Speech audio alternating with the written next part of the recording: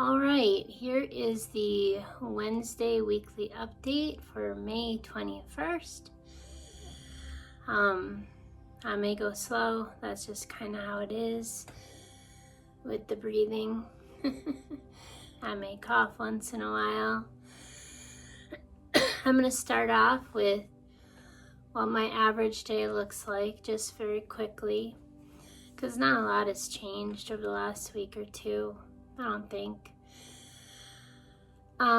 And then I'm going to talk about something that has been popping up over the last 2 weeks, and I'm actually going to end with a reading from my book Beyond Thunder Being, because I think there's a really good section in here that kind of addresses the second part of what I'm going to be talking about.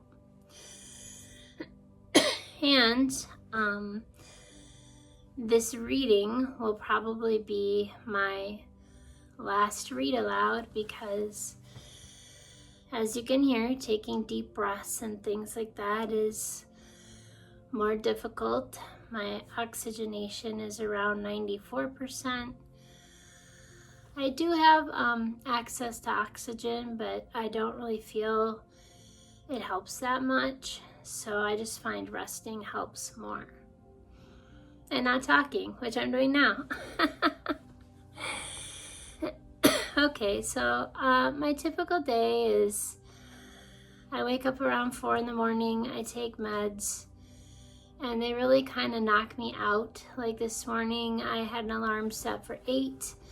I like to try to watch a TV show from 8 to 9, but I was just so tired. So turned that alarm off and went back to sleep. I was able to wake up at 9 and check my email for a little bit.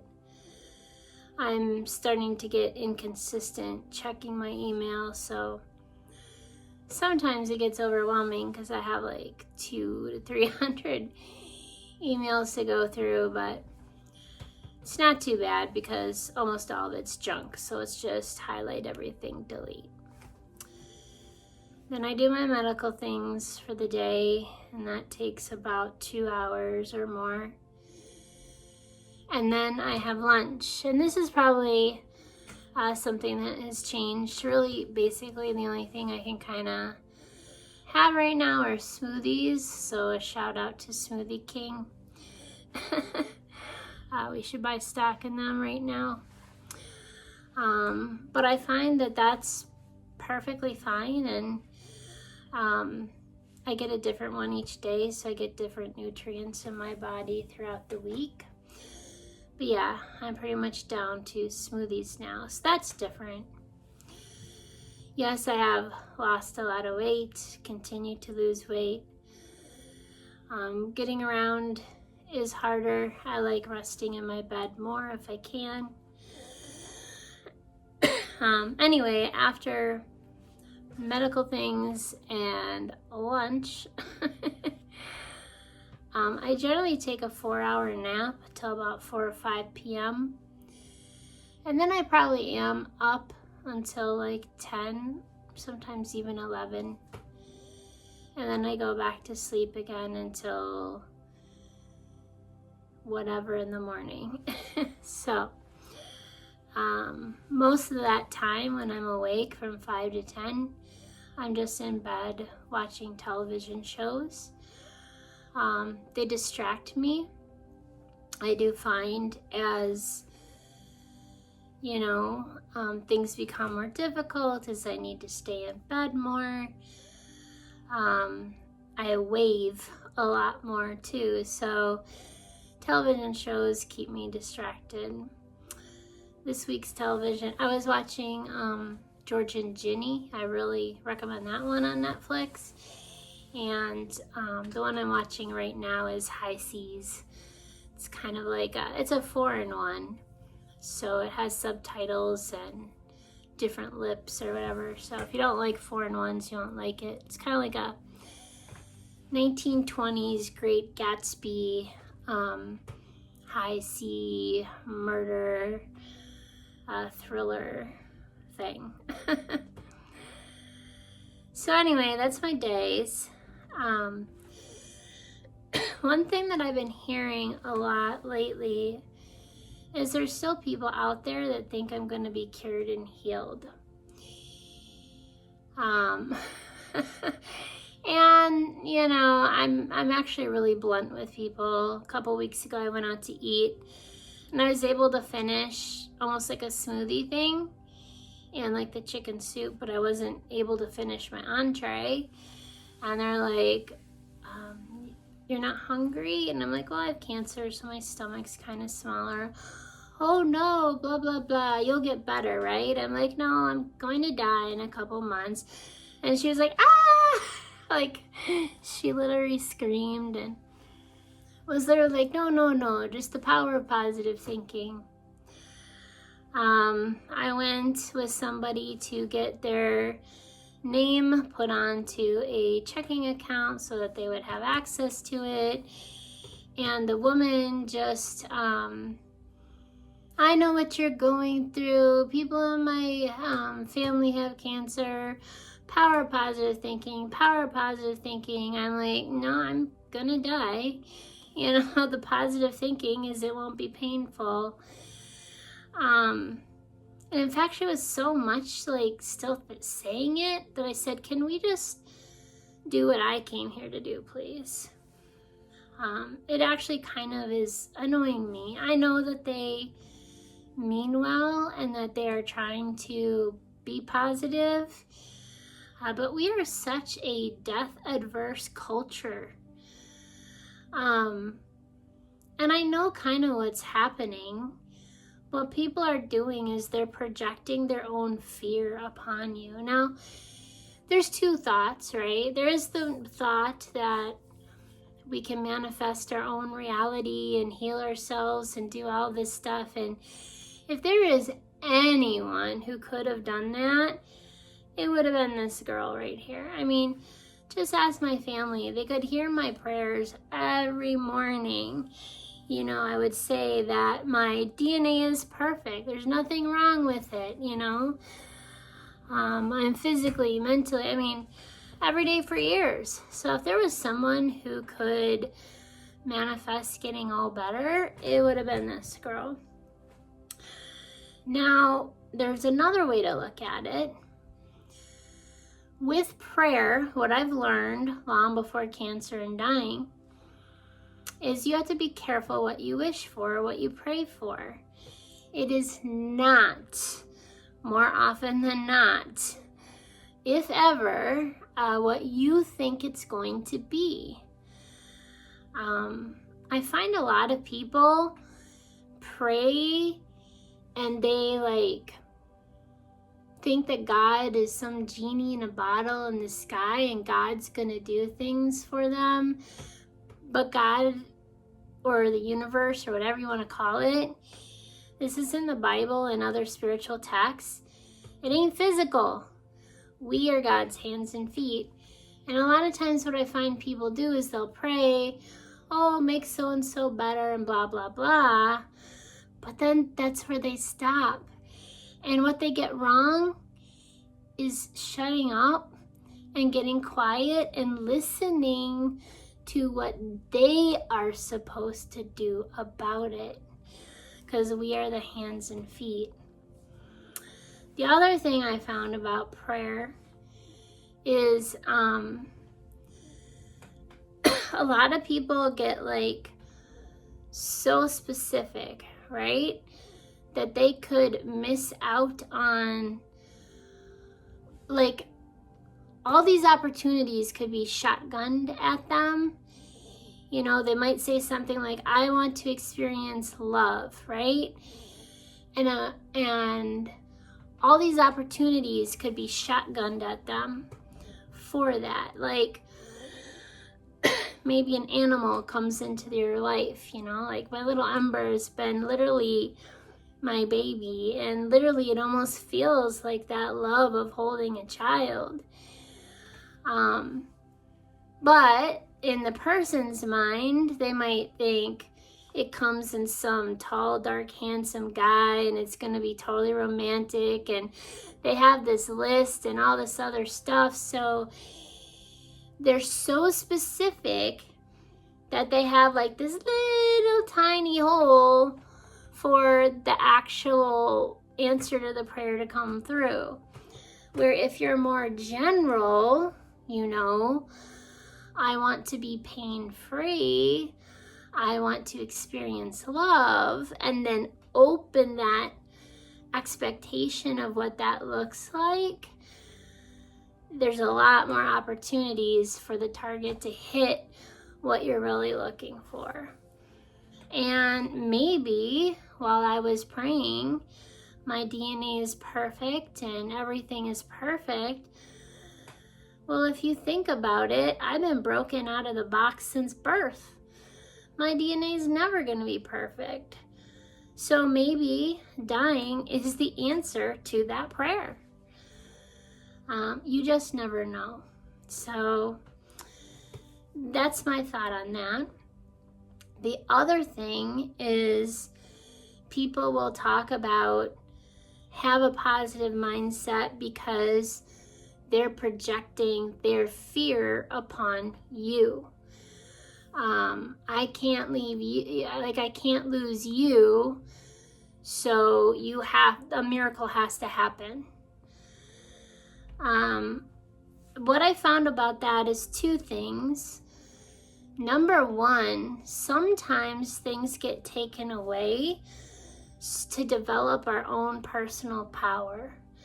Because maybe if that person has been around, maybe people are depending upon that person to, let's say in my case, be their subconscious coach or,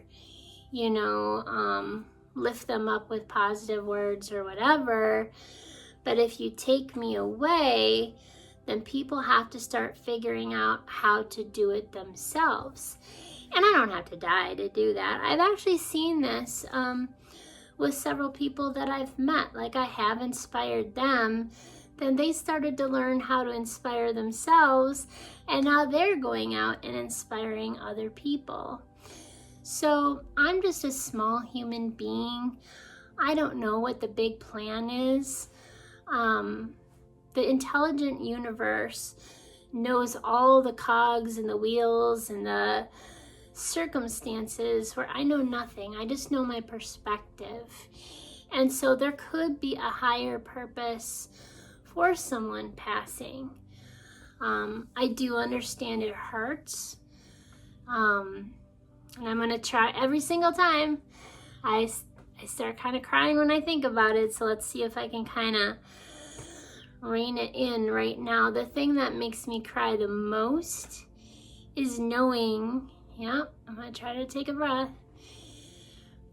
It's going to happen. It's going to wave. Okay. Just got to let it happen.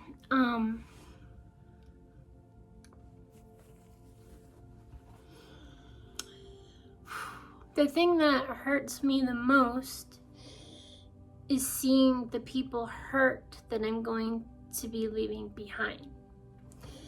And every time I think about that, I cry. I'm not afraid for myself or any of that. I do know it hurts. I do know it's painful. And that is why sometimes people feel the need to reject and project why someone can't die. And I've learned from the hospice people that we seem to be pretty rare customers, if you will. We're accepting and we're proactive, and they've been impressed by that. All right. So I know it hurts when someone is going to leave. The other thing I get from a lot of people is send me a sign, send me a sign. And it's like, that's a lot of pressure, because even though I have thoughts and feelings of what I think the afterlife is like, I don't know. And I am not one who's ever going to make a promise and break it. So that's a lot of pressure. But I wrote this book, and it's actually a script. And the main premise is, it's probably dumb. I used my, my middle name as the main character's name, Michelle. Michelle has been living with her grandmother for a couple of years because her mother is unfit to be a mother, which is interesting because that's a theme of Georgia and Ginny too, although Georgia wasn't taken from Ginny. And I was also watching this other show, and maybe I'll put the links below, it was filmed in South Africa. The English title is Homecoming, but it's a different word in their language. And the whole premise is that her husband dies, and she can actually see him and talk to him afterwards. So it's kind of almost like Beyond Thunder Being is a mix-up of those two a little bit. So anyway, this kind of deals with the pain and the fright of losing somebody. So now it's story time with Jenny, and it is from my book, my script, Beyond Thunder Being. And I'm going to be reading pages 138 to 144. And since this is a script, I will be reading it like a script. I'm not going to say Nokomis Michelle. You are going to hear my voice change, so it'll probably be pretty obvious to you who Nokomis is and who Michelle is. Now let me tell you, Nokomis is the Ojibwe word for grandmother. So Nokomis is Michelle's grandmother, and she is half Ojibwe.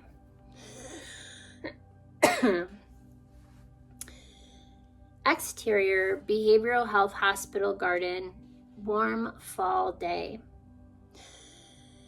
Golden sunlight filters through the trees. Okay, so let me stop this. At this point, if you're somewhere, just kind of lay down, close your eyes, and just listen. And picture it within your own mind. All right, back to the reading and script. Or you could do the dishes and listen. Whatever. Take a run. Do whatever's comfortable for you. All right, I digress.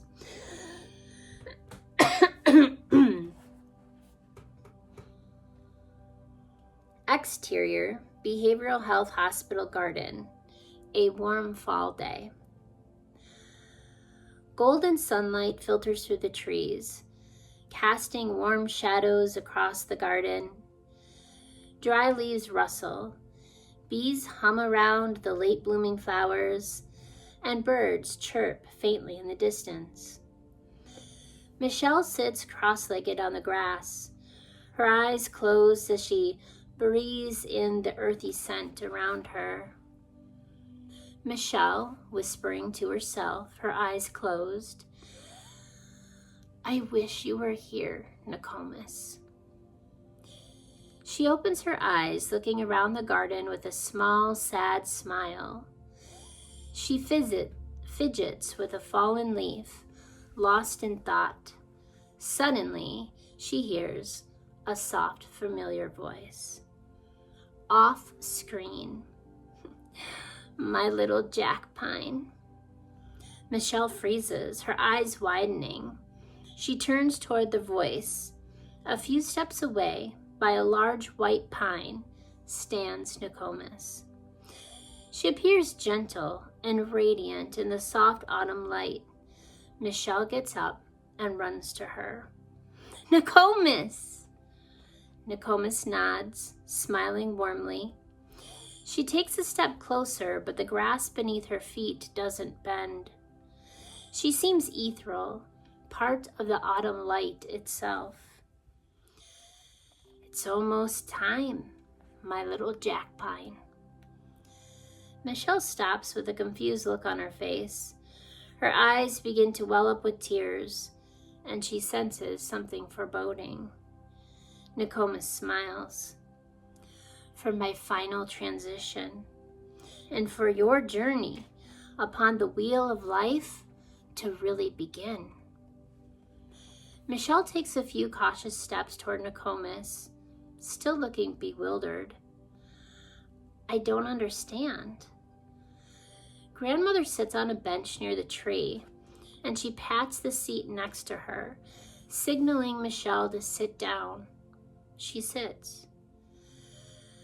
I know, my little jack pine, but you will. There's a pause between the two, as the beauty of the day seems to juxtapose the moment. Nokomis seems to be looking off into the distance. You know, no one can escape the wheel of life. It is a journey we must all experience on one level or another. No one can truly understand its mystery. Nokomis places her hand on Michelle's knee and looks Michelle in the eye. Mine is over, but yours has just really begun. Michelle looks down. A tear falls upon Nokomis' hand. Nokomis looks up and wipes tears from Michelle's eyes. It's okay to cry. Tears are just water. Water is memory. Painful ones leaving the body. It is good that those painful memories are not trapped inside of you. Michelle seems to almost pull away, looking away from Nokomis as if the pain was too much. Every night, I used to tell you stories, remember? Nokomis pulls Michelle's face toward her own, and Michelle nods. Do you remember the story of the boy who tried to outrun his fate, yet only ended coming face to face with it? Still looking down, Michelle nods. You can't escape what needs to be learned.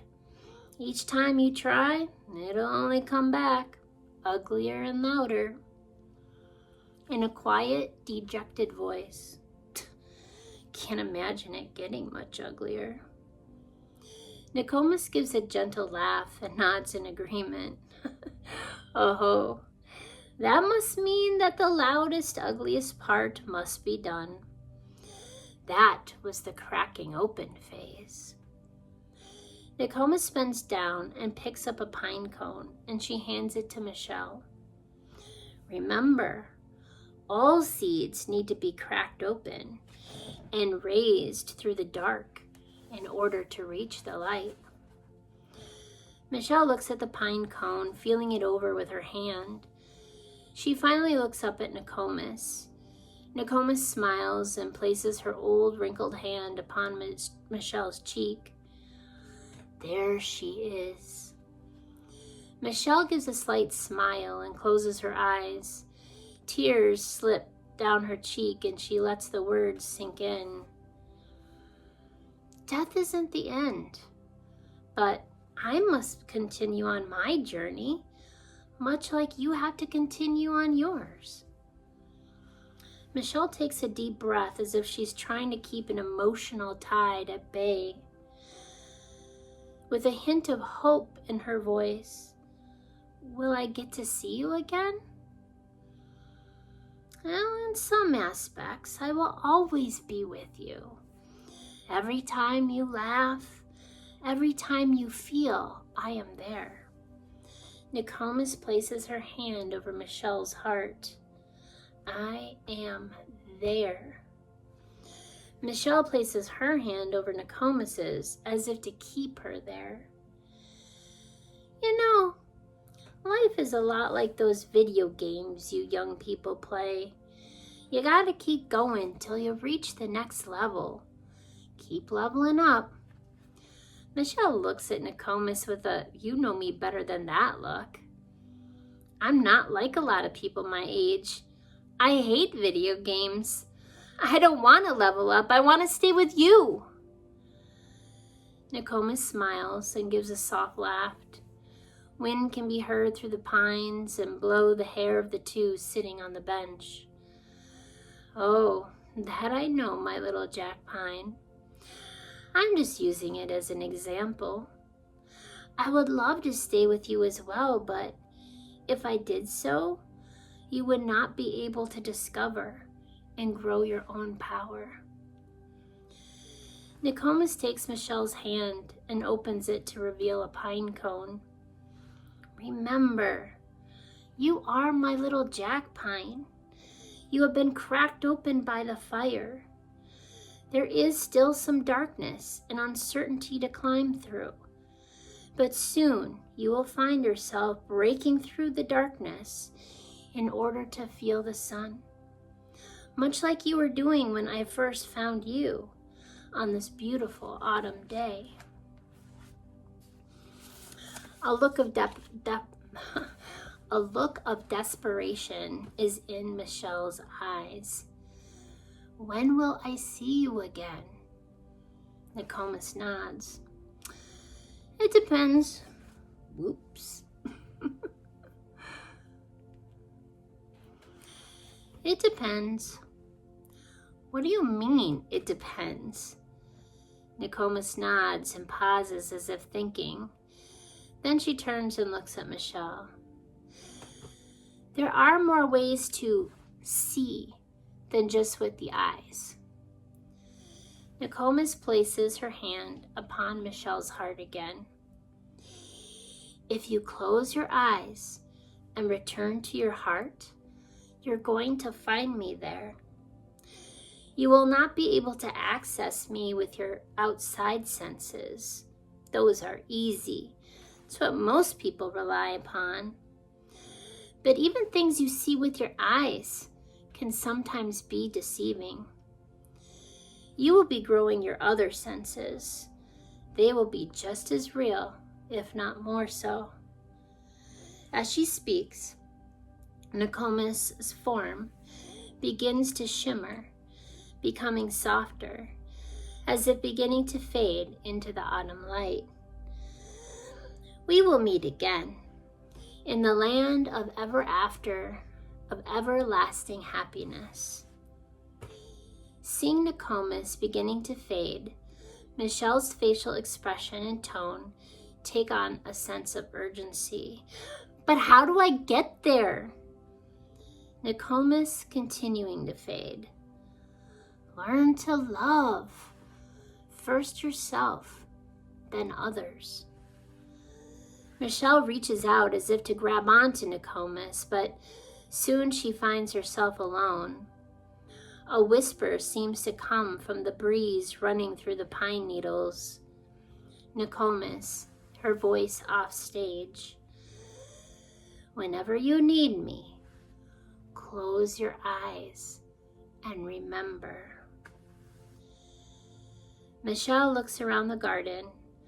Only the sound of the wind and the blowing leaves can be heard. She looks down at a bench and sees the pine cone that she had dropped.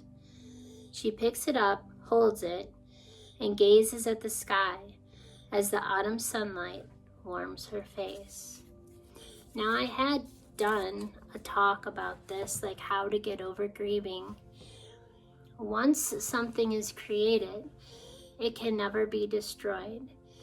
And I have found for myself, when I put my hands together and I close my eyes and I go into my heart, I can feel the love so much in those memories that I think about that it chemically releases the same chemicals I had in that moment. So I'm not sure what the other side is going to look like, but I do know on this side how I've been able to access those feelings that might feel like they had passed and were gone forever. But in reality, they never are.